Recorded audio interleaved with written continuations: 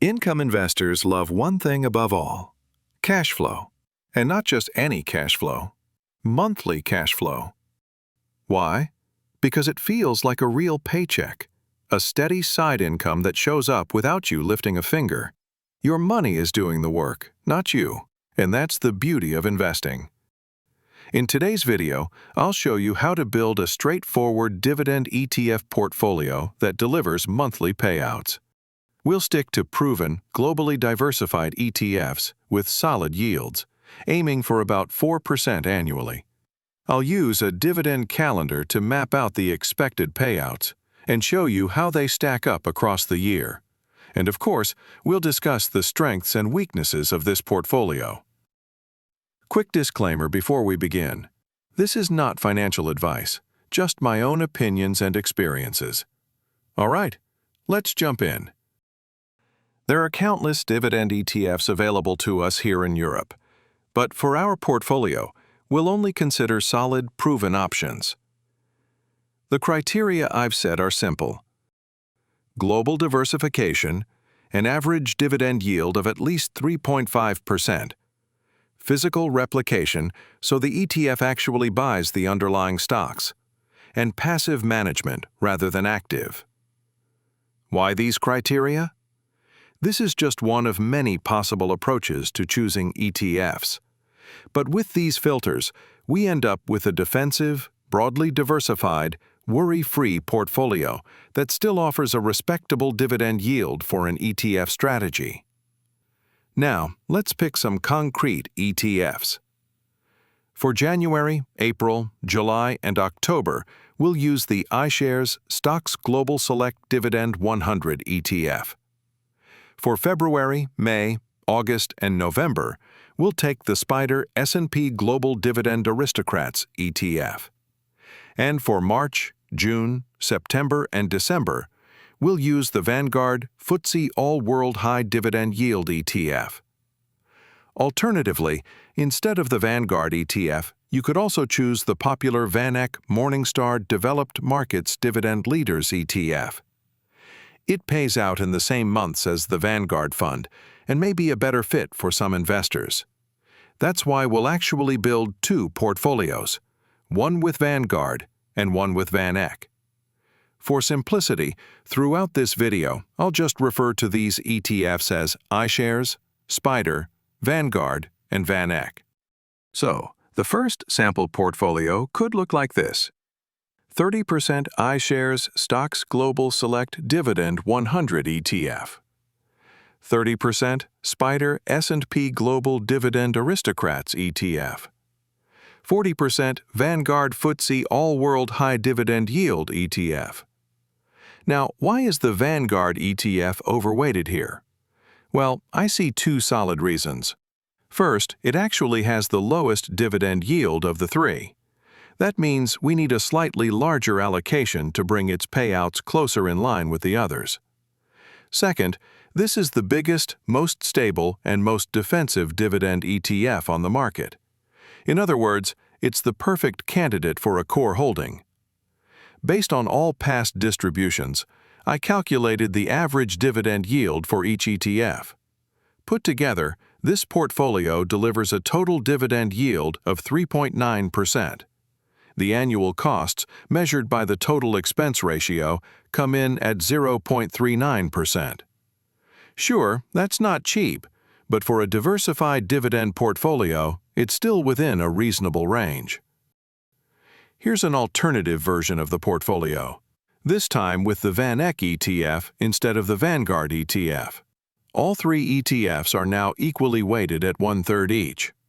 With this setup, the portfolio delivers an average dividend yield of 4.3%. That means you can expect a bit more cash flow, though in return, the annual costs are slightly higher compared to the first version. Let's move on to the topic of payout months. All of our ETFs pay dividends on a quarterly basis, but unlike pure US ETFs, the amount of each payout can vary quite a lot from quarter to quarter. So, I crunched the numbers. Based on all past distributions, I calculated how the payouts are spread across the year. In this overview, you can see the average distribution by quarter. As you'll notice, most ETFs pay out the largest amounts during the summer months. One detail really stands out. With the VanEck ETF, the summer payouts are extremely high, which also means the remaining payouts throughout the year are relatively low. We'll use these percentage-based distributions for the upcoming cash flow calculations. That way, we can make realistic forecasts about how much cash flow to expect and when. All right, let's put some money into portfolio number 1 and see what kind of cash flow we're looking at. If we invest 100,000 euros, the dividend calendar looks like this. The average monthly cash flow comes in at just under 320 euros, or about 3,900 euros per year. Not bad at all. Of course, keep in mind that taxes still need to be paid on this amount. Also note that in practice, dividend payments sometimes don't hit your account until the following month. That usually happens when an ETF pays out at the end of the month, but the transfer only arrives a few days later, technically in the next month. Now, just for fun, let's scale things up and invest 500,000 euros. No big surprise here. All payouts simply multiply by 5. That means we're suddenly looking at some serious amounts of cash flow, enough to cover a noticeable part of your living expenses. I've also visualized the cash flow here, and as you can clearly see, the bulk of the payouts arrive in the summer months, while the rest of the year brings in smaller amounts. Let's also run the numbers with the VanEck ETF instead of the Vanguard ETF. We'll start again with an investment of 100,000 euros and check the payouts. With this portfolio, we actually get a bit more cash flow, thanks to a dividend yield of 4.3%. But here's the catch. The VanEck ETF pays out a massive amount in June, while the other months look rather modest. Personally, I'd much prefer a smoother payout schedule. After all, the whole point of dividend investing is to generate steady monthly cash flow.